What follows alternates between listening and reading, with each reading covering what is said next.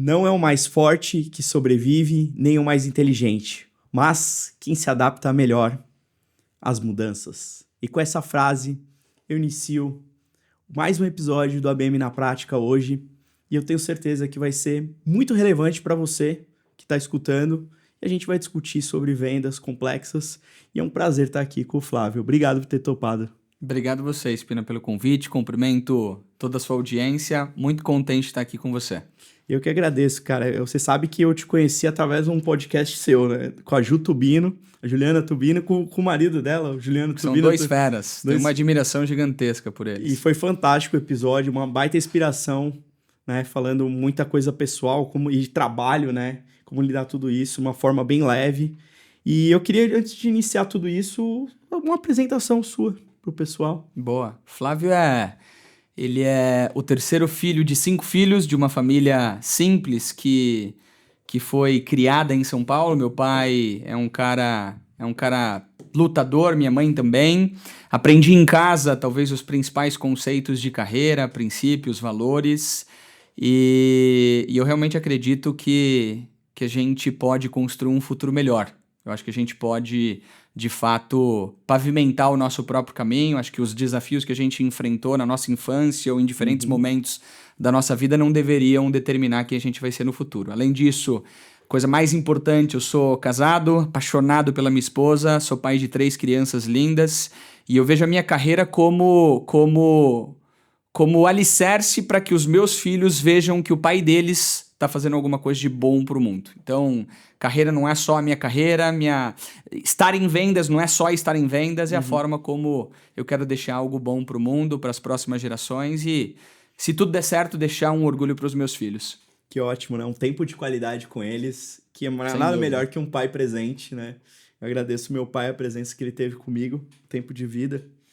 Mas isso é muito relevante e o seu legado para isso, com certeza. E todos os seus aprendizados. Eu vi pelo seu track records, carreira no futebol, depois Big Techs, né? Conta um pouco dessa passagem, essa transição. Acho que é legal pro pessoal que vai começar hoje. Muitos mudam de área de vendas, principalmente na RD Station. O pessoal veio de áreas totalmente diferentes. Educação física, biologia, direito. É isso. E o que vai determinar se você vai ser bem-sucedido ou não nas carreiras ou nas mudanças de carreiras são as suas atitudes. É como você enxerga os desafios, como você propõe solução. Eu tenho um estudo da Universidade de Singapura que diz que os jovens egressos, ou seja, aqueles que saem da faculdade agora, vão ter 6 carreiras ao longo da sua vida. Eu tô na minha terceira, né? Eu joguei futebol, depois, talvez na quarta, jogador de futebol, trabalho voluntário por 2 anos, depois eu entrei numa área técnica, mão na massa, e agora eu tô na minha carreira técnica em vendas. Então, acho que a gente vai ter mudanças nas nossas carreiras, a gente não vai terminar a nossa vida com a mesma carreira que nós começamos. E aqui tem uma lição muito importante, né? Que você começou com a frase, é quem melhor se adapta às mudanças. A gente vê negócios sendo transformados, indústrias sendo reinventadas, muito pelas mudanças constantes que a gente vê. Então, é nossa responsabilidade nos adaptarmos e nos anteciparmos sempre que possível a essas mudanças. Joguei futebol profissionalmente até 19 anos. Se eu fosse tão bom, não estava falando de tecnologia, vendas complexas. Sou só mais um frustrado dentre tantas pessoas que acabam não se tornando jogadores, mas futebol me ensinou muitas lições que potencializaram minha carreira em vendas. Acredito muito isso. A gente tinha até um livro lá na RD que era o The Alliance, do Red Hoffman, que era os Tour of Duties da nossa carreira de vida. Quanto que a gente mudava dentro do job rotation. Eu acho que tudo isso faz parte do seu track record. Sem dúvida. A gente vive somando experiências e essas experiências trazem algum tipo de correlação em algum momento, repertório para a gente ser mais criativo, assertivo e entregando, né, mais resultados. Então, acho que todas as experiências são válidas para a gente crescer como ser humano e profissional. Que legal. E conta um pouco da sua passagem. Beleza, uma transição e como caiu em vendas, né? Eu tenho um amigo hoje que é um executivo de tecnologia que ele trabalhava no Google. Parei de fazer esse trabalho voluntário, voltei para minha casa, tentei voltar a jogar futebol, não consegui. E aí esse meu amigo falou, acho que você tem jeito com pessoas, né? Deixa eu te trazer para um processo seletivo. E eu caí na Santo Digital, que era um parceiro da Google na época, hoje um dos maiores parceiros da Google na América Latina. De venda de Cloud. G Suite. G Suite, na época era Google Apps for Work, né? Hoje é G Suite, hoje tem Gemini embarcado e outras coisas. Mas a gente foi um dos primórdios ali no Brasil a comercializar o Google Apps for Work, que era o Gmail personalizado. Então caí ali e ali eu vi a minha primeira oportunidade de mobilidade social, porque eu acho que vendas, né? Acho não, tenho certeza que a carreira em vendas é a carreira mais democrática que existe. Porque é por performance. Se você performa, você vai ganhar mais. Se você não performa, você vai ganhar menos. Então você tem uma oportunidade de mudança rápida se você tiver um foco muito grande, se preparar para performar. Então, caí em vendas dessa forma, através de um amigo meu que eu sou muito grato, e desde então agarrei com todas as forças e tenho construído a minha jornada como contribuidor individual, primeiramente vendedor e depois como um líder e executivo de vendas, liderando times e construindo negócios bem-sucedidos na América Latina. Isso, passagem, você tinha falado Santo Digital, depois Salesforce, Zendesk, Zoom e agora Databricks. Eu gosto muito de fazer parte da construção dessas operações inicialmente na América Latina. E eu acho que tem até como insight de carreira, tem muita gente que fala, puxa, mas não é só tecnologia, é o momento da operação, é a maturidade do produto, é a quantidade de clientes e cases locais, é o momento da operação globalmente. Então, assim, tem alguns fatores nessa equação que se você acerta, você consegue acelerar muito bem, mudar de vida. Eu mudei minha vida completamente em, talvez, 2 momentos principais. Quando eu fui para Santo Digital e quando eu fiz a minha movimentação para Zendesk. Foram os 2 momentos que me fizeram crescer 10 vezes mais em todas as esferas, né? Profissionalmente, financeiramente, como pessoa, porque era um momento de crescimento, era um momento de menor maturidade dessas operações. E aqui que está um ponto interessante. Não é todo profissional de vendas, especialmente de vendas complexas, que conseguem atuar numa operação enterprise com menos recurso. Porque você é um intraempreendedor nesse negócio. Então, muitas vezes você não vai ter marketing dedicado, muitas vezes você não vai ter um arquiteto de solução dedicado, você vai ter que compartilhar essa pessoa com diferentes pessoas, que é totalmente diferente de trabalhar numa operação extremamente madura, com recursos, vários times. Perfeito. Então, assim, tem sido uma jornada divertida. Sou muito grato pela carreira que eu estou construindo. Cara, que legal você trazer isso, né? Porque muita gente... É o bem do Lean, né? Lean Startup, né? Você começar com o que você tem e fazer esse recurso, né? Então, acho ter essa visão é muito grandiosa, cara. Pensa que existem perfis de construtores e operadores. Quem eu sou? E é importante fazer essa pergunta, né? Essa autoanálise. Uma operação inicial vai precisar muito de construtores, pessoas que colocam a mão na massa, que fazem além do job description. E aí quando você chega num nível de maturidade de algumas centenas de milhões de dólares em receita ou bilhões, você precisa de operadores, que são mais executivos, pessoas mais maduras para aquele momento. E não tem certo ou errado. Tudo depende do estágio da operação e tudo depende do meu estilo e o que eu quero como carreira. Sensacional. Disso, cara, são vários momentos, né, que pegou, construiu, vou montar, vou fazer. Acho que, claro, né, você sai da job description, como você falou, mas por outro lado você aprende muito, né? Aprende tanto o mercado, como que é essas coisas, né? E falando de aprender com o mercado, né? Estratégia de go-to-market, o que você poderia trazer, né, nessa estratégia, como que o pessoal fez, né, dentro dessas empresas que você utiliza para o Brasil, para a América Latina? Legal, boa. Acho que antes de responder especificamente dessas empresas, vou dar um passinho para trás que corrobora, inclusive, o que você introduziu de frase sobre as mudanças. Se a gente olha para todas as mudanças que têm acontecido no mercado, a gente entende que não existe só uma mudança nas carreiras, nas profissões, mas nos negócios e modelos de negócio e de receita. Então, times de go-to-marketing estão revisitando as suas estratégias para um modelo mais orientado ao cliente. Então, quando a gente pega 3 fases da história de tecnologia, lá para os anos 1960 para frente, a gente comercializava a tecnologia de uma maneira muito clara. O cliente ele compra a propriedade do hardware, do software, e ele se torna dono. No momento em que ele precisa fazer uma atualização, no momento que ele precisa modernizar o seu parque tecnológico, ele precisava desembolsar um grande volume de dinheiro upfront, né, antecipado. Esse modelo, na minha opinião, ele não foi tão bem sucedido porque ele não era orientado ao cliente, né? Era quase que um monopólio. E aí quando a gente olha ali mais para os anos 2010, surgem as empresas de software como serviço, SaaS. Software as a Service. E essas operações, elas foram muito bem sucedidas porque elas permitiam que o cliente não comprasse aquela licença de forma perpétua, mas que ele comprasse pelo período que ele estipulava ou tinha um interesse de utilização. Então você começou ali com a Salesforce e outros provedores. Só que esse modelo também, ele era orientado à licença. Então o cliente ele fazia um contrato de 3 anos, se ele tivesse uma mudança na sua força de venda ou quadro de funcionários, ele tinha que ficar até o final do seu contrato com aquele licenciamento ou com aquele contrato, mesmo inutilizável.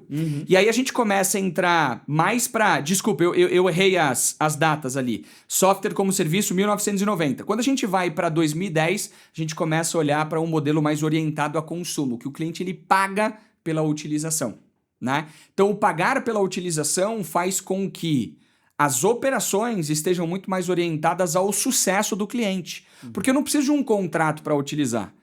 Qualquer pessoa que queira hoje, qualquer operação, desde uma startup a um banco, ela pode hoje começar a utilizar Databricks. Bota um cartão de crédito, bota ali um volume de... E ele começa a utilizar, né? Então, assim, se a minha tecnologia não for boa, se o meu time não for orientado ao sucesso dele, ele cancela o contrato dele a qualquer momento. Então, a grande mudança é o mindset, né? O shift do mindset de focar constantemente e intencionalmente no sucesso do meu cliente. Porque se ele quiser sair, porque o produto não é bom, ele não está sendo bem atendido, ele pode. Entendeu? Então, assim, essa é uma mudança gigantesca que a gente tem visto nas operações. Então, você pega a própria Salesforce fazendo movimentações para consumo, com Agentforce e outras. E a gente deve mover para um futuro onde eu não pago só pelo uso da tecnologia, mas pelo output da tecnologia. A gente fala muito sobre modelos de AI. Então, assim, eu só vou pagar pelo modelo de AI se ele me dê um output, né? Se ele me dê uma resposta, uma automação, uma conclusão de uma tarefa bem sucedida. Então, isso vai mudar completamente a forma como a gente faz negócio. Voltando para a sua pergunta inicial sobre o que eu aprendi nessas operações, acho que tem várias. Vou começar pela Databricks, né? Databricks é uma empresa orientada demasiada ao sucesso do cliente. Então, a gente é uma empresa orientada a produto. Eu não quero que o cliente esteja comigo só porque eu fiz um contrato potencialmente em um segundo momento. Eu não quero que ele esteja obrigado comigo por A, B ou C. Eu quero que ele fique comigo porque a minha tecnologia é boa e minha tecnologia resolve problemas na ponta. Então, a gente tem uma visão muito orientada ao sucesso do cliente. A gente tem um foco muito grande em criação de comunidade. A gente, sem dúvida nenhuma, é uma empresa que tem a maior comunidade de dados e AI, de profissionais executivos que querem construir solução, muito pelo foco inicial dos nossos fundadores que criaram tecnologias open source. Então, Databricks ela foi criada, né, começou a ser criada por profissionais acadêmicos que estavam em Berkeley, que viam um problema gigantesco na capacidade de armazenar e processar grandes volumes de dados, e eles criaram o Apache Spark, né, que é um motor de processamento. Eles doaram para a comunidade. Eles não queriam nem monetizar, eles queriam resolver um problema do mundo ou dos negócios em processar grandes volumes de informações. E aí depois surgiu a Databricks. Ou seja, criar comunidade é uma das formas mais assertivas de você transformar clientes em fãs, né? E o fã, ele fica porque ele é parte da solução. Então, a gente tem milhares, né, de contribuidores numa comunidade Apache Spark ou de outras tecnologias como Delta Lake, como LFlow e etc., que fazem parte da construção da solução, que dão feedback, que falam aqui não tá legal, vamos evoluir para cá. Então, é muito mais do que simplesmente uma relação transacional de um fornecedor. A gente é parte da solução. Zoom, por exemplo, né, era uma empresa muito orientada a produto que se preparou tecnologicamente para uma pandemia sem prever. Muito focado em simplicidade. Então, a gente tinha um jargão na Zoom que era just work, simplesmente funciona. E na Salesforce eu aprendi muito bem, né, sobre processo de venda, sobre metodologia. Um bom vendedor não é o cara carismático, por mais seja uma competência, não é o cara só que tem visão de negócio, por mais seja importante, não é o cara que simplesmente consegue gerenciar times disciplinares ou recursos diferentes, que é parte também, mas é um cara que segue o processo. Cara, homem ou mulher, né? Só para fazer um disclaimer assim. Qualquer pessoa que esteja disposto a seguir um bom processo e a evoluir constantemente, pode ser um excelente profissional, um excelente vendedor. Então, assim, o processo ele determina se a gente ganha escala. Porque às vezes você vai ter um gênio ali que o cara fala muito bem, ele consegue convencer, persuasivo, comunicativo, tem proposta de valor, mas ele não segue o processo, não é escalável. Né? Então, assim, eu aprendi na Salesforce que um processo bem definido, que é replicável e escalável, te permite atingir mercados de uma maneira sem precedentes. Então, assim, trazendo alguns pontos aqui daquilo que eu aprendi nessas empresas. Nossa, que aula! Gostei bastante. Eu acho que obsessão pelo processo veio muito da RD também.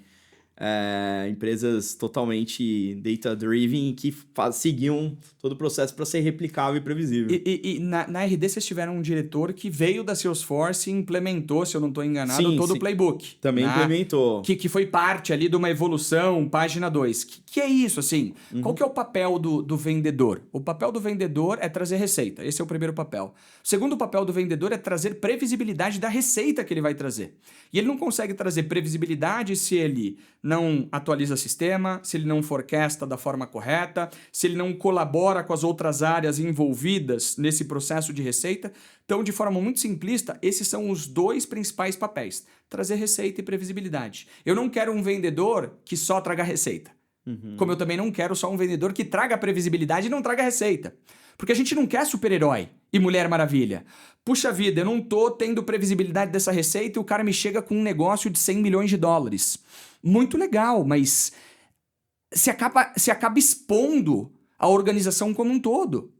Porque estava fora do radar. Não é isso que a gente quer. A gente quer receita com previsibilidade. Porque a previsibilidade permite com que você aloque recursos, que você traga recursos, que você invista mais, que você cresça mais dentro de uma organização. Né? Então, esses são os dois grandes papéis de um vendedor. Cara, fantástico. E eu acho que esse bench que você está trazendo, né, de Big Techs aí, que você pegou um pouco de cada um, né, das suas formas. E hoje você está num desafio que você é um diretor, né? Você foi para diretor na Databricks. E como que você olha como posicionamento de marca no Brasil? Porque eu acho que você trouxe um fator muito legal dele fazer parte, comunidade.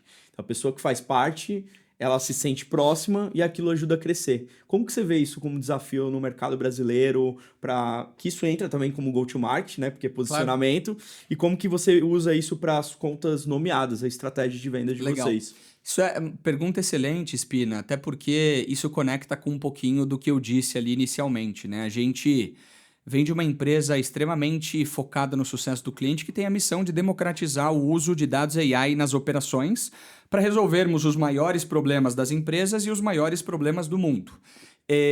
Quando a gente olha para esse senso de comunidade, a gente nasceu organicamente no Brasil.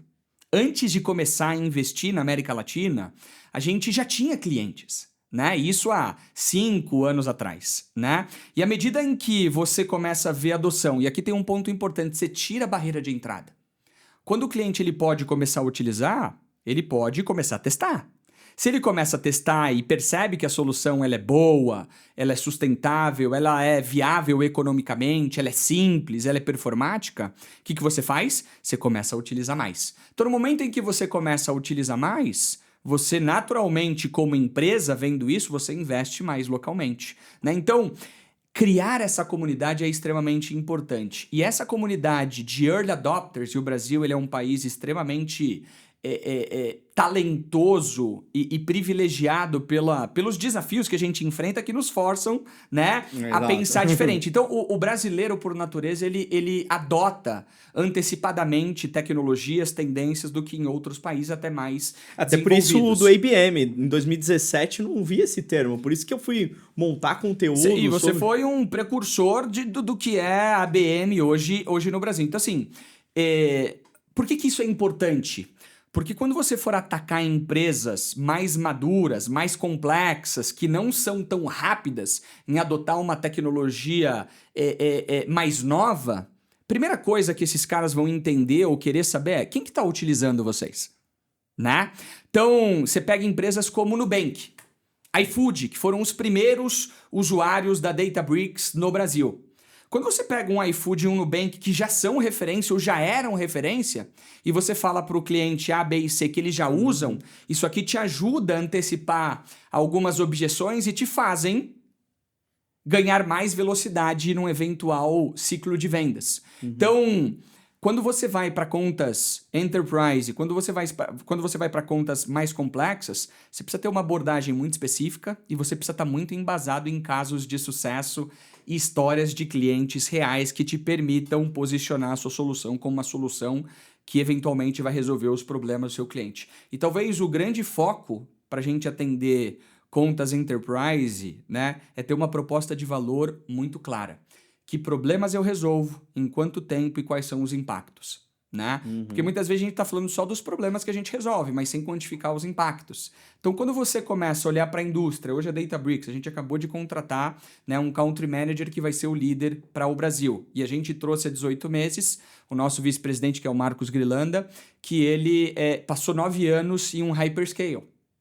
Então, chegou um momento de maturidade que a gente precisa trazer gente mais robusta para conseguir entrar nessas contas, para conseguir navegar com o C-Level, para conseguir posicionar de uma forma mais estratégica, para a gente conseguir dar profundidade de verticalização, por exemplo.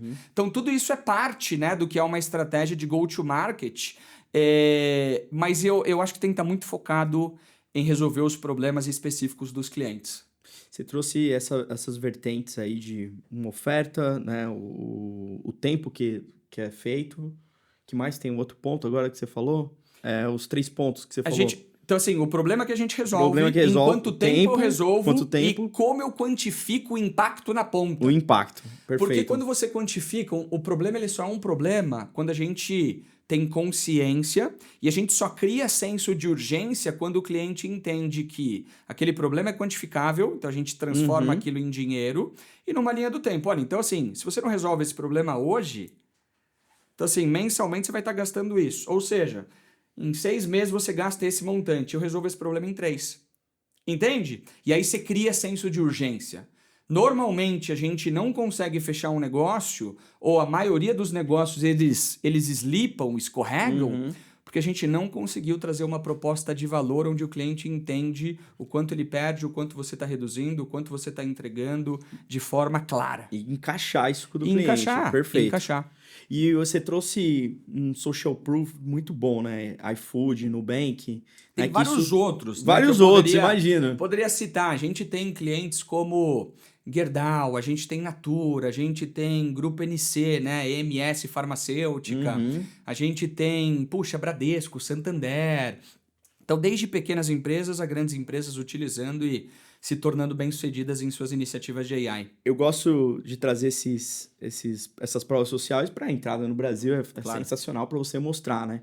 E quando você está trabalhando com um ciclo longo de vendas, né, no enterprise, muitos stakeholders, como que vocês atuam isso em múltiplos stakeholders? Porque o produto é técnico. Sem dúvida. E vendas precisa trazer segurança para outra ponta. Legal. A pessoa tem que estar confortável do outro lado. Né? Porque você, no seu caso, por exemplo, você está vendendo um produto que é realmente a pessoa vai ver várias utilidades, né? Tem várias funcionalidades e aquilo vai passar por áreas diferentes de integração. E como é um negócio muito técnico, como que você trabalha esses múltiplos stakeholders? Perfeito. Primeiro que é extremamente importante entender que o vendedor, o account manager, o account executive, o vendedor como um todo, ele é o dono da estratégia. né? Então ele precisa mapear o que é a companhia como um todo para entender como essa companhia não só compra, mas avalia soluções e resolve os seus problemas, né? Então o vendedor ele tem que ser muito perspicaz e entender rapidamente qual o problema que a empresa enfrenta, como quer resolver, que tipo de soluções já foram testadas até esse momento, o que foi bem sucedido, o que foi mal sucedido, etc. Mas em geral, né, indo na sua pergunta, a gente tem normalmente diferentes stakeholders. Estudos dizem que numa venda enterprise você tem de 8 a 12 stakeholders num processo de avaliação de uma solução e num processo de decisão. Então, normalmente, num processo de validação de Databricks, você tem o time de dados, você tem o time de AI, você tem o time de governança, você tem o time de segurança, você tem as áreas de negócio envolvidas nesse processo de decisão. Você precisa ser capaz de gerar tanto valor e tanto foco no seu interlocutor para demonstrar que você não quer só vender uma solução, não é transacional, mas é a solução de um problema maior, para que ele te conecte com essas áreas, com essas pessoas, para que você entenda os KPIs de cada uma delas. As dores de cada uma delas. Então, qual que é o problema que o time de dados está tentando resolver? Você faz uma qualificação em cada uma delas. E aí a sua qualificação pode ser mais simplista, como um eventual bunch, né, que as pessoas conhecem, budget, authority, need, timing, porque os timings eles são diferentes, e depois você condensa tudo isso, né, numa visão mais macro. Mas é extremamente importante entender quais são os problemas de cada um dos seus stakeholders e fazer com que eles entendam de forma muito clara como você resolve aquele problema. Porque uma dessas pessoas pode ser um detrator. Essa pessoa pode falar assim, para mim é no-go. E tem que ser colegiado. Então você não pode focar em uma única pessoa. Né? Você não pode focar em uma única pessoa que você acha que é o seu champion. Né? E aí, trazendo independente de Databricks ou não, existe uma metodologia muito legal chamada Magic Pick. Não sei se você conhece. Uma metodologia que, para mim, cobre todo... Não é um processo de vendas, mas é um suporte, é uma metodologia de suporte ao processo de vendas. Processo de vendas, fase 1, 2 ou 3. Né? Essa metodologia de suporte ao processo de vendas é o que vai te ajudar a saber o que você precisa em cada um dessas etapas para que você seja bem sucedido. Então, assim, de forma muito simples, né? Quando a gente vem para Magic Pick, né? É metrics, ou seja, quais são as métricas que a gente está olhando para esse negócio. Né? O E, né, é basicamente o economic buyer, ou seja, quem é o dono da caneta. Né? Decision process, o outro D é o decision criteria, porque o processo é diferente do critério. Então, assim, o que você leva em consideração para tomar uma decisão tecnológica? Qual que é o seu critério? Tecnicamente, eu preciso de uma tecnologia open, ou seja, Databricks é uma empresa open source, ou que vem fundamentada em abordagens open source. Preciso de uma tecnologia multi-cloud, ou seja, que rode numa AWS, numa Microsoft, num GCP. Databricks faz isso, né? E aí, quando a gente vai para o I, Identify Pain, de forma bem quantificável, né? E aí a gente vai para paper process, qual que é o processo de tomada de decisão burocrático, preciso do legal, não preciso do legal, preciso de segurança, sabe? E aí a gente vai para champion e competition. Champion é aquele cara que vai vender para você quando você não estiver lá, que é diferente do coach. A gente pode falar isso se você quiser. E a competição. Né? Então, seguindo esse framework, eu passo por métricas, eu passo por quem toma a decisão, eu passo pelo decision process, decision criteria, né? Eu passo por identificar, né, os problemas, o paper process, coach champion. Aqui eu mapeio tudo isso e numa venda complexa eu preciso antecipar cenários. Legal, estou competindo com A, B e C. No que eles são fortes? No que eles são fracos? Com essa informação... Né? E às vezes é difícil coletar todas essas informações, mas por que normalmente as pessoas não querem te dar informações? Por que elas ocultam? Porque elas não confiam suficientemente no seu objetivo de usar ou obter aquelas informações. Total. Então eu quero saber com quem você está avaliando ou discutindo para que eu proativamente te diga quem é o melhor player para você nesse seu cenário. Em alguns momentos eu posso ser um player que não te atende aqui. Então, não quero usar essa informação simplesmente para saber com quem você compete, mas para, de fato, me posicionar como um trust advisor, como alguém que te advoca, né, e te dá consultoria num processo de tomada de decisão. Então, vendas complexas, diferentes stakeholders, eu diria que é quase obrigatório olhar para Magic Pick. Total. Eu acho isso bem interessante, né? Por causa de você saber a função de compra de cada um, vai te ajudar cada vez mais a personalizar a sua jornada. Né? Dentro da Maestro, por exemplo, no nosso produto, a gente mapeia que cada um é para poder fazer touch points diferentes com cada. Então, por exemplo, com o detrator, que você falou, que é o gatekeeper, talvez aquela pessoa que trava o processo, como que passar por ele, ou passar por uma área de compras, passar pelo beneficiário, que é a pessoa que vai utilizar o produto, mas ela não assina o contrato. Então, cada um vai ter uma jornada diferente, não? E é até legal você trazer isso aí, para eles terem uma nova visão de como personalizar e trazer, né, essa entrega de valor em cada momento. E independente da metodologia que você use, você tem que estar muito focado em tocar essas pessoas e fazer com que elas entendam que você quer ajudá-las. Que você quer resolver o problema delas. Né? Então, assim, a gente não pode se dar o luxo de achar que, eu não vou fazer isso. Se você não está fazendo isso, alguém está fazendo. E, possivelmente, é sua competição.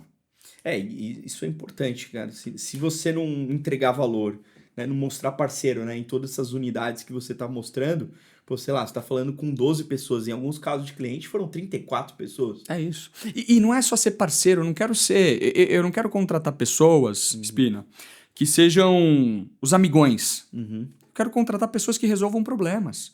E muitas vezes resolver problema, quantificar, mostrar na ponta, exige coragem, exige desafiar o cliente. Então não adianta manter as pessoas num conforto que, ok, eu vou te falar o que você quer ouvir. Você quer resolver o seu problema? É dessa forma. Né? By the way, conversa com o meu cliente. Você não quer fazer alguns benchmarks proativamente? Isso aqui vai fazendo com que a gente crie e antecipe eventuais objeções e barreiras. Boa. E casos de uso, né? Eu acho que é legal você comentar, assim, não precisa ser nem só do cenário atual agora, mas tem algum caso que você lembra que aquilo foi muito relevante na sua carreira, de trabalhar com grandes contas, algum case que você fala, nossa, isso aqui eu tenho o maior orgulho de ter feito? Puxa, eu tenho alguns orgulhos e é importante dizer que a gente nunca ganha sozinho, né? Então, assim, sempre é um time extremamente competente, capaz e que tá junto. Sempre com a responsabilidade de ter o vendedor como orquestrador daqueles problemas, projetos. Todo mundo é corresponsável, mas alguém precisa liderar. E normalmente deveria ser o vendedor. Eu trabalhei na Zendesk por um bom tempo, poderia trazer inúmeros cases aqui da Databricks também, mas era uma conta global atendida por um competidor gigantesco, do qual eu trabalhei também, então fica a dica para talvez alguém aqui fazer correlação. E essa era uma conta que sempre falava não para qualquer nova solução. E a gente conseguiu construir tão bem localmente a solução, muito focado em simplicidade, time to market, treinamento, capacitação, empoderando as áreas localmente, que a gente conseguiu não só migrar localmente, mas isso tornou um projeto global que fez com que essa tecnologia fosse adotada, né, globalmente também. Então eu tenho o maior orgulho disso, porque era uma conta grande, uma conta muito grande, brasileira, que brasileira tem a operação local, mas é global, que ninguém falava que seria possível, né? Então a gente foi lá e demonstrou que conseguia. Então dá para fazer muita coisa e a gente tem que ter um foco gigantesco em executar o que é o melhor para o cliente. Então o diferencial disso, dos seus aprendizados, foi muito foco na entrega de valor, sempre, tudo total, sempre, né? De fazer a diferença, porque não digo insistência, né? Mas se a gente continuar entregando valor, porque a venda demora, o ciclo longo de vendas, né? Sim, se a gente continuar, quando vai acontecer esse deal, né? E uma coisa que eu gostaria de trazer, né? A gente está falando de case de sucesso, mas também de erros, que é uma coisa também cai um pouco na vulnerabilidade, mas o que você vê hoje, pegou de erros que você viu de acontecer, alguma coisa que acredita que pode passar para o pessoal para não cometer esse tipo de situação? Acho que tem vários. A gente erra mais do que a gente acerta, tá? Só para ficar claro. E talvez a gente aprenda mais nos erros do que nos acertos. É aquele deal que você perdeu, aquela oportunidade que você não controlou e que dói por muito tempo. Eu diria que é voltar no básico, é muitas vezes não qualificar uma pessoa específica, não seguir um processo específico, não fazer uma pergunta difícil, aceitar a primeira resposta que parece a resposta que a gente precisava. Eu acho que qualificar constantemente uma oportunidade, um cliente, um projeto, é uma responsabilidade gigantesca do vendedor. A gente acha que a primeira qualificação é a foto que a gente precisa, quando na verdade a gente precisa qualificar constantemente. Então, é qualificar o tomador de decisão, é qualificar muitas vezes quem dá o sim, quem dá o não. E eu diria que a gente tem que ser paranoico positivamente pelas conversas difíceis, né? Que é trazer uma pergunta sobre competição, sobre um timing específico, sobre a resolução de um problema e quem impacta, pedir um acesso executivo. Acho que esses erros, e foram vários, vão se passar por essas coisas que eu te falei. Vão te passar por essas coisas que eu te falei.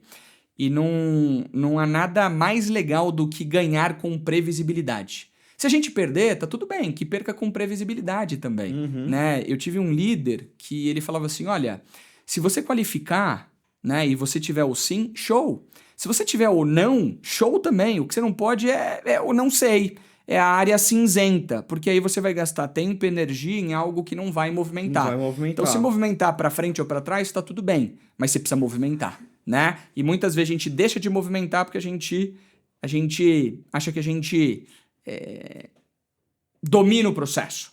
Domina o processo. E o grande erro dos vendedores, porque assim, a teoria todo mundo sabe, mas a performance, a grandeza reside em você ser fiel ao conhecimento que você tem. Porque a gente sabe que se eu não perguntar sobre as métricas, eu não vou construir um business case suficiente. Só que muitas vezes fazer 4 perguntas de forma diferente sobre a mesma coisa é desconfortante, não é confortável.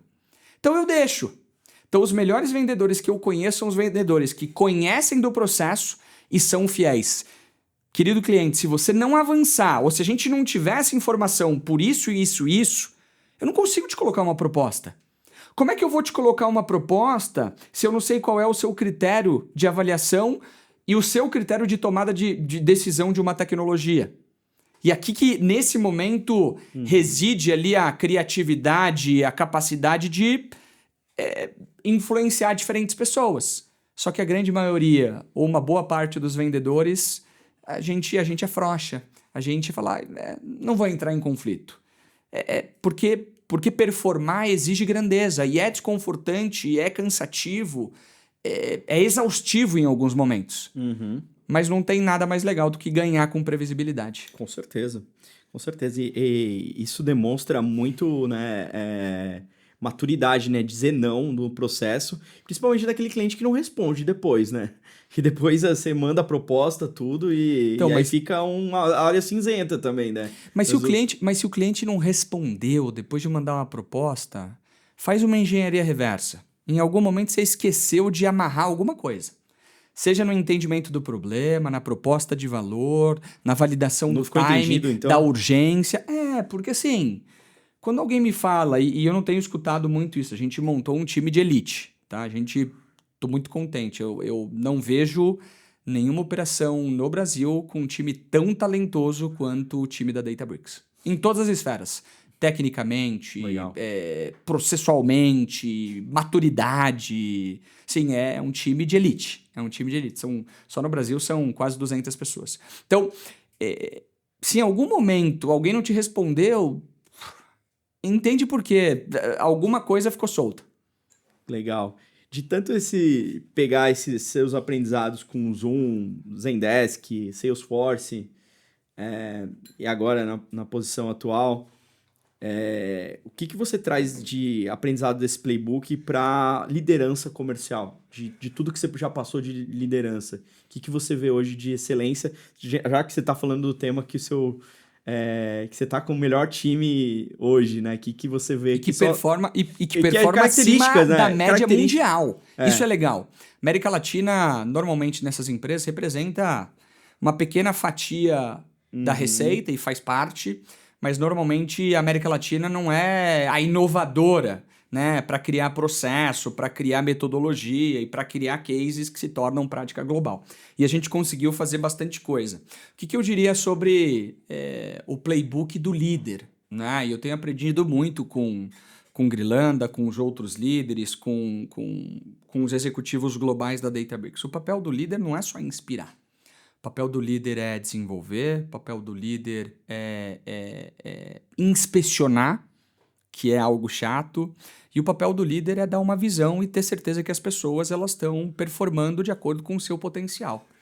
Eu acho que de tudo que eu aprendi, né, sendo talvez um top performer como contribuidor individual, e eu estou na minha jornada de formação de líder, e talvez eu não possa afirmar que eu sou um top performer como líder, mas como contribuidor individual, por ser uma página até esse momento virada, eu não posso aceitar que as pessoas pensem menos ou mais abaixo do que eu, tenho expectativas menores do que as minhas, em todos os sentidos, execução, entrega, resultados, buscar, né, o valor agregado para o cliente.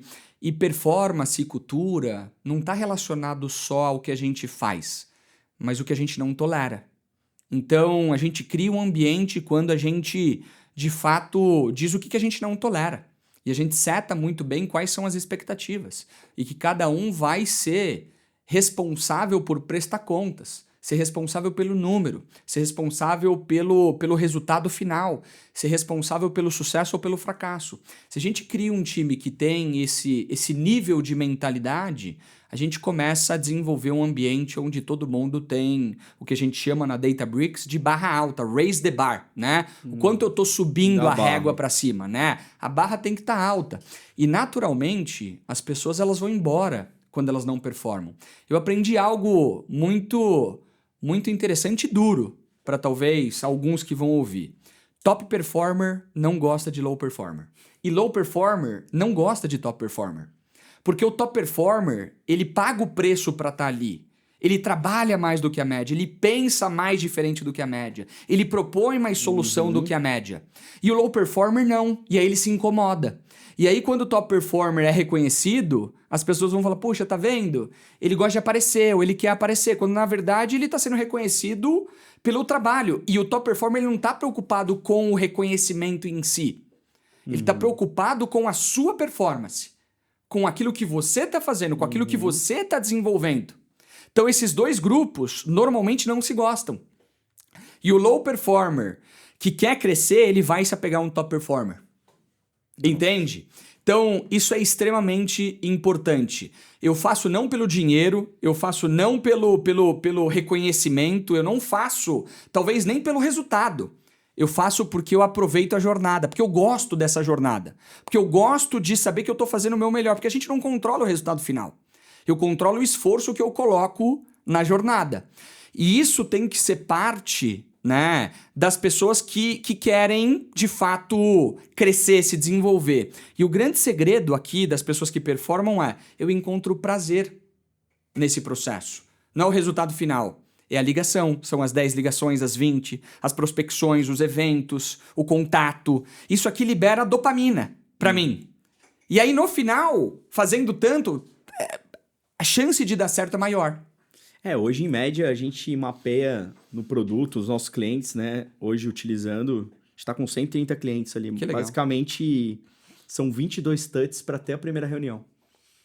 E não é rápido, né? Uma jornada que você vai alimentando com pontos de contato, sem dúvida, fazendo isso, né? Sendo resiliente a todos eles, liberando a dopamina.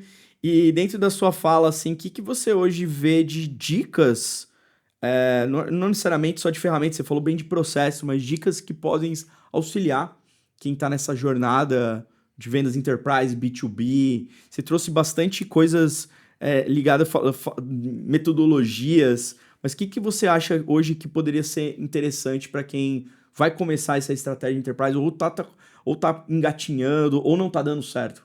Boa pergunta. Acho que primeiro, estudar muito como essas empresas compram ou como se é um processo de vendas e compras de uma empresa enterprise. Como essas empresas avaliam, como essas empresas comparam, como essas empresas de fato vão para o mercado, por RFP. Então, assim, você tem que conhecer o processo como um todo, né? E aí você tem que mergulhar em... Fala pro pessoal o que é RFP. É basicamente a requisição de uma proposta. Né? Então, assim, RFP é quando o cliente vai para o mercado e fala assim, olha, eu quero uma proposta técnica ou comercial com esses critérios. Então, é um documento... Ele já vai com um template. Perfeito, é um documento que vai te elencar quais são os tópicos, requisitos e expectativas. E aí você, como empresa, vai dizer atendo ou não atendo. E aí depois ele vai chegar numa shortlist para então, né, entender em mais detalhes a sua solução. E olha que coisa legal. Qual que é a primeira resposta de uma empresa ou de um vendedor quando recebe uma RFP? É responder, certo? O que eu peço para o meu time? A gente pode responder, contanto com que a gente fale com o requisitante, para entender não só isso aqui, mas qual que é o objetivo macro. Quais são as métricas, quais são os problemas, o que a gente vai resolver. Para então, por que não, até te sugerir pontos adicionais da sua RFP. Ou antes de sair uma RFP, querido cliente, eu posso te ajudar a construir? Eu tenho o cliente A, B e C que fizeram esse mesmo processo. E a gente conseguiu ter um nível de assertividade maior do que ele construindo sozinho. Total. Então, você entende? É esse ponto... Senão vai e volta, né? É esse ponto em que a gente tem que ser desafiador, crítico, criativo para poder construir. Tá? Então a gente estava falando, né, de como nós podemos começar a trabalhar com contas enterprise. Então, que dicas?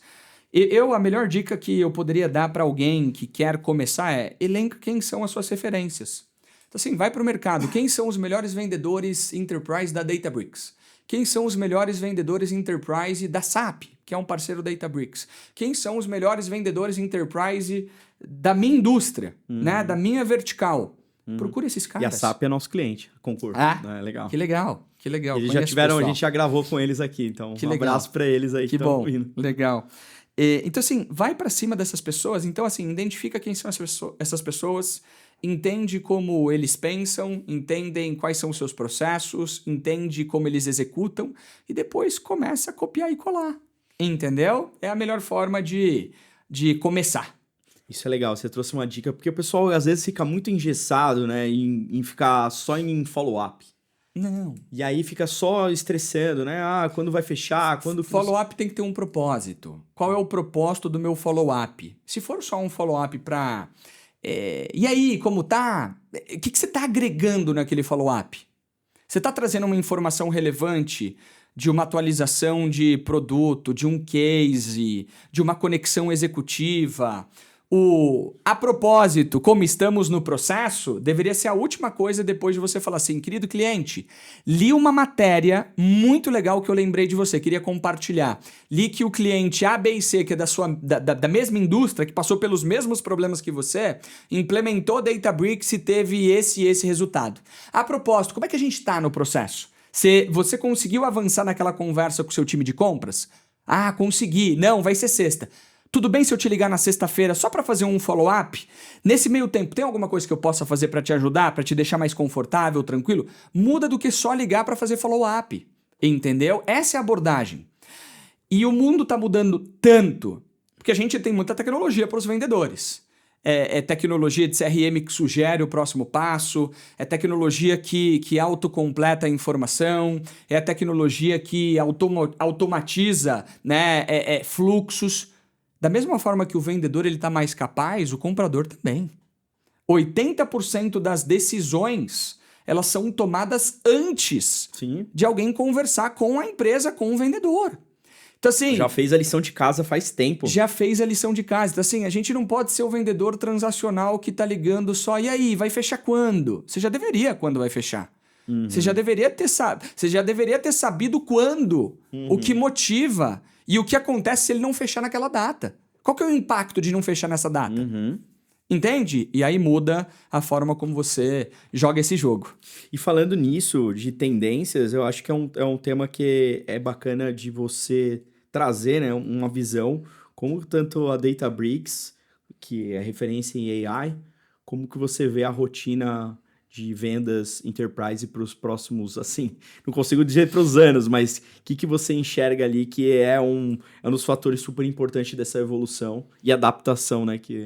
Eu diria em duas coisas, né? Quando a gente olha para o vendedor enterprise, a gente sempre olha para aquele cara de relacionamento, né? Relacionamento, que vai sair para jantar, e vai num jogo de futebol, e vai, sabe, criar um ambiente para que o comprador seja conquistado e através da influência a gente feche um negócio. Esse perfil ele vai morrer, tá? Na verdade ele tem morrido. Tô falando que não é importante o relacionamento? É extremamente importante, mas ele não tem que ser o superpoder do vendedor. O superpoder do vendedor está no processo, na geração de valor, na capacidade de se conectar com diferentes áreas, demonstrando como você resolve o problema, em quanto tempo e qual é o impacto. Eu diria que esse talvez é um dos superpoderes. Utilizando tecnologia como inteligência artificial, agentes ou qualquer coisa do tipo para aumentar sua capacidade de produtividade e escala. É basicamente isso. É basicamente isso.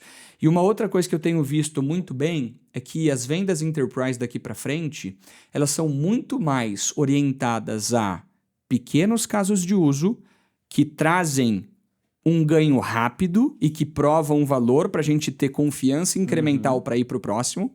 E aí aquilo que era pequenininho começa a ficar maior e a gente vai ganhando... Expansion MRR. Land Expansion. Land Expansion. Perfeito. E aí a coisa, o próximo é uma venda educativa. A gente precisa educar, a gente precisa treinar, a gente precisa transferir conhecimento. A gente tem treinado milhares de pessoas. Se você vai no escritório da Databricks, todo dia tem um cliente em loco sendo treinado. E por quê? Porque se o cliente não for bem sucedido em usar nossa tecnologia, o que vai acontecer? Ele vai deixar de usar. Ele vai deixar de usar. Então, o grande ponto é fazer com que ele tenha o conhecimento para aplicar na sua operação com o nosso apoio para ele resolver os problemas de negócio. Cara, e esse tema de educação, vendas consultivas, né?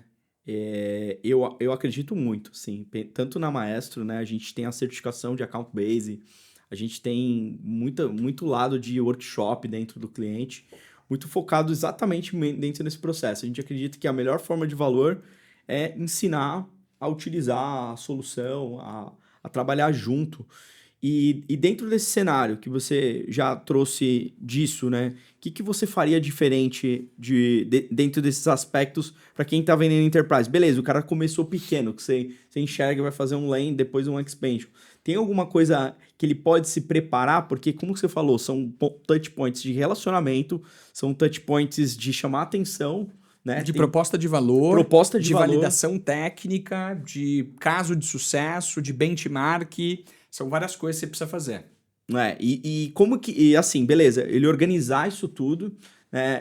A gente é obcecado pelo processo, né? É a melhor forma, né? Poder orquestrar tudo isso. E como que você vê isso trabalhando em equipes diferentes? Por exemplo, marketing, vendas, CS para expansion...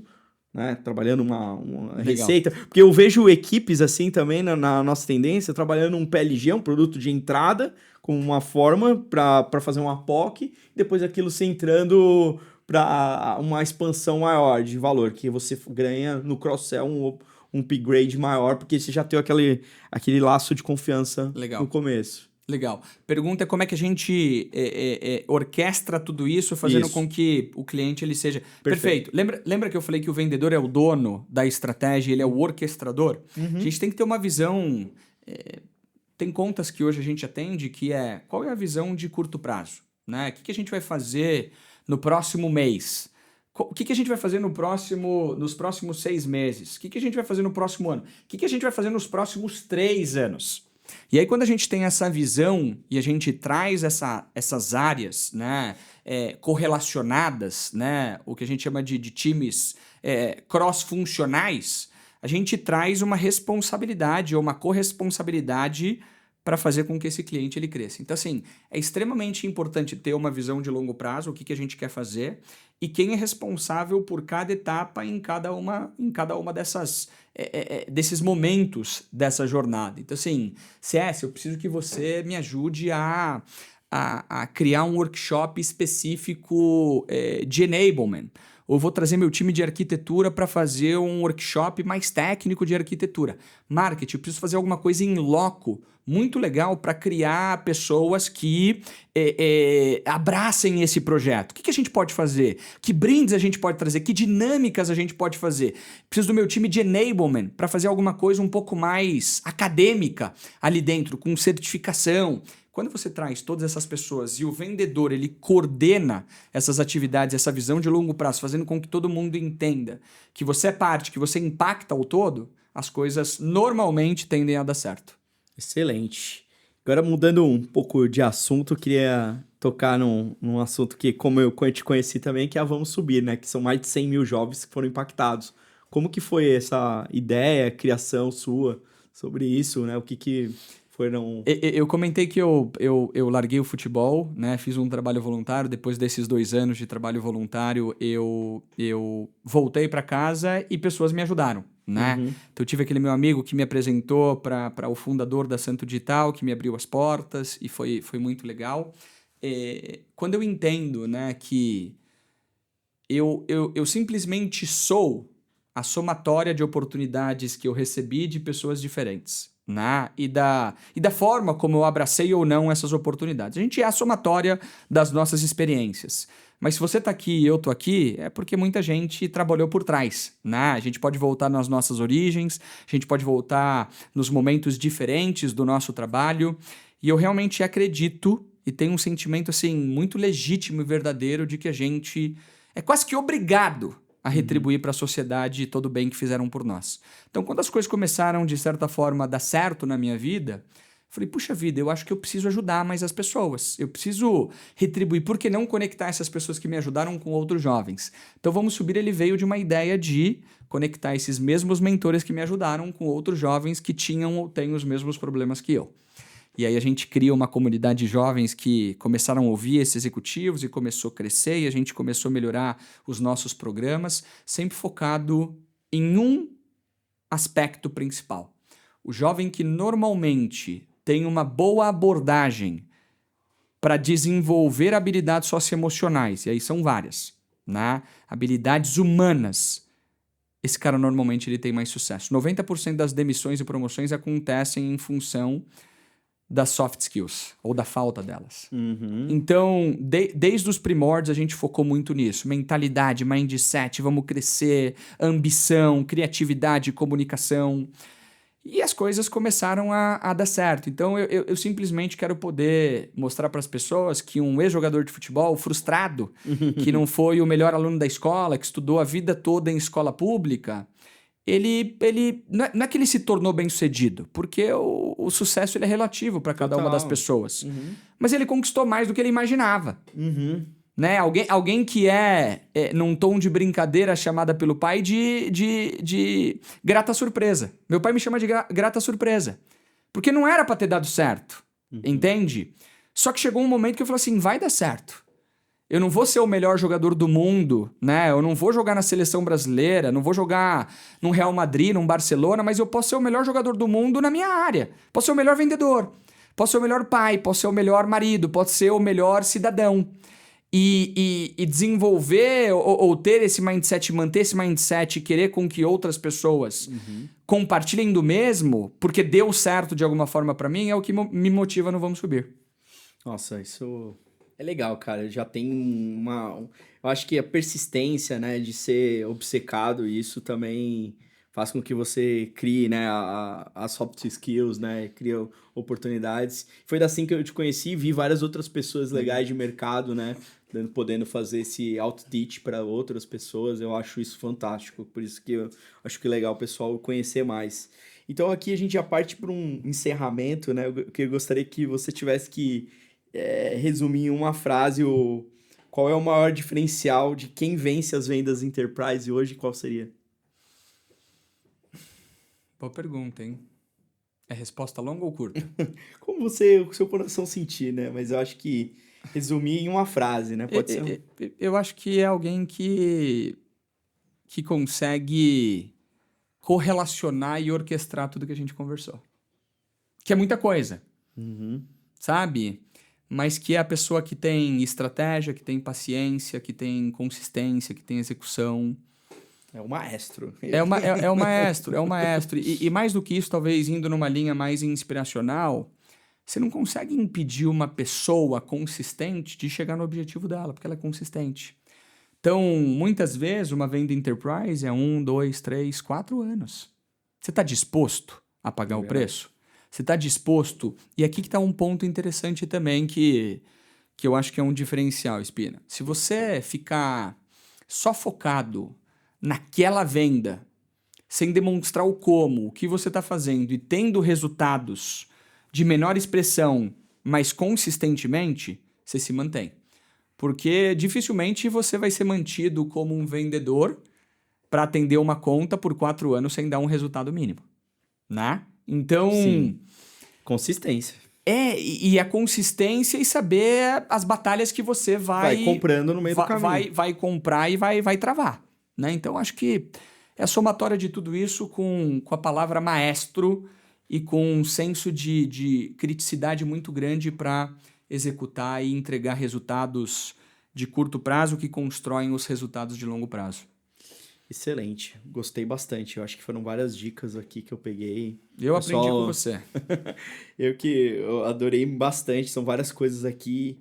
E eu acho que, para resumir hoje, o que você traria de takeaway pro pessoal, assim, de tudo que a gente falou, assim? Eu sei que tem uma jornada longa aí sua de vendas, mas o que você traria de o resumo desse podcast de hoje? Puxa, a gente constantemente está aprendendo. A melhor forma de aprender é buscar ensinar. Então, a gente valida o nosso conhecimento através do ensino, através do compartilhamento. A gente não vem sozinho, a gente não perde sozinho, né? O esporte vendas não é um esporte individual, é um esporte coletivo, né? E a gente tem que saber o momento em que a gente está certo, o momento que a gente está errado, o momento que a gente tem que deixar o ego de lado, o momento que a gente tem que ser um pouquinho mais firme. E acho que a consistência é o nome do jogo. Consistência é o nome do jogo. Aprendi muito com você. Obrigado. Eu que agradeço, cara. É uma honra estar aqui, você compartilhar esse conhecimento, né? Eu acho que a mensagem que a gente iniciou, né, e se adaptar aos momentos de hoje é essencial para todas as áreas de vendas, de marketing, qualquer que for. Então, obrigado por trazer esse conhecimento. Uma honra ter você aqui.